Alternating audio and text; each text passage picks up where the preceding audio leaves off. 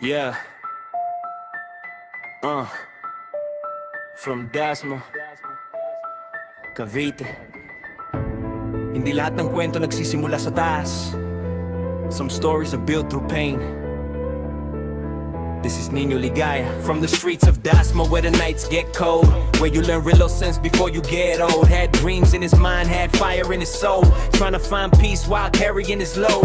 Seeing different faces, seeing different sides, learn about life through the lows and the highs. Made some mistakes, had to learn from the pain, but every chapter helped him grow through the rain. He was not perfect, never claimed to be. Life had a way of showing what he needed to see. Changed his direction, changed his ways, turned all those struggles into brighter days. Now when he speaks, people listen close, because every word came from battles he knows. Not just a story, not just a name. Nino Ligaya, remember the name. Nino Ligaya, kilala sa pangalan, hindi dahil sa yaman, kundi sa kabutihan. From Dasma streets hanggang sa bagong yugto, isang taong nagbago dahil sa buhay mismo. Kuya Nino, tawag ng mga kasama, hindi lang kapatid, parang pamilya sa kanila. May Diyos sa puso, may pagmamahal sa tahanan, isang tunay na lalaki na may paninindigan.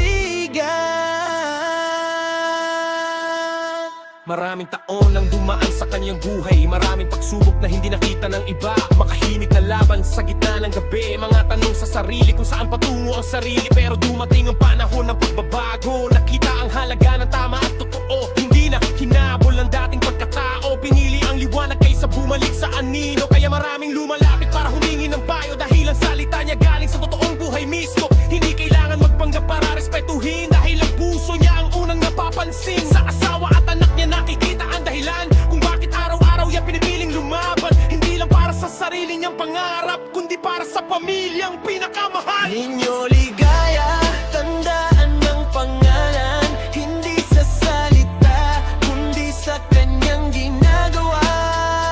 Kuya Nino, respeto ang kanyang dala, kahit saan pumunta may taong nakakakilala. May Diyos sa puso, pamilya ang gabay, kahit anong pagsubok hindi siya mawawala sa tunay na buhay. From the streets of Dasma to the west side name, pareho pa rin ang puso, pareho pa rin ang game. Then came west side, a different chapter, not about fame, not about chasing after. It was about building something with meaning, a place where people know the heart behind the business. November started, the pressure came heavy, problems came fast, days got messy, bills, time, stress, lahat sumubok, pero hindi niya hinayaan pangarap matulog. May mga araw na mabigat ang isip, may mga gabing pagod, pero tuloy pa rin ang ikot. Kasi alam niya kung bakit niya sinimulan, hindi lang negosyo kundi pangarap at pangalan. Bawat truck na dumaan may tiwala kasama, bawat customer may kwentong dala.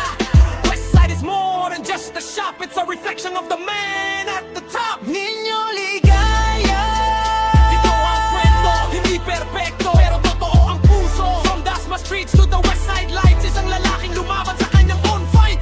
Kuya Nino, pangalan ng respeto, hindi dahil sa posisyon o kung ano ang meron nito, kundi dahil sa puso na lagi nagbibigay, at sa taong piniling maging mas mabuti araw-araw.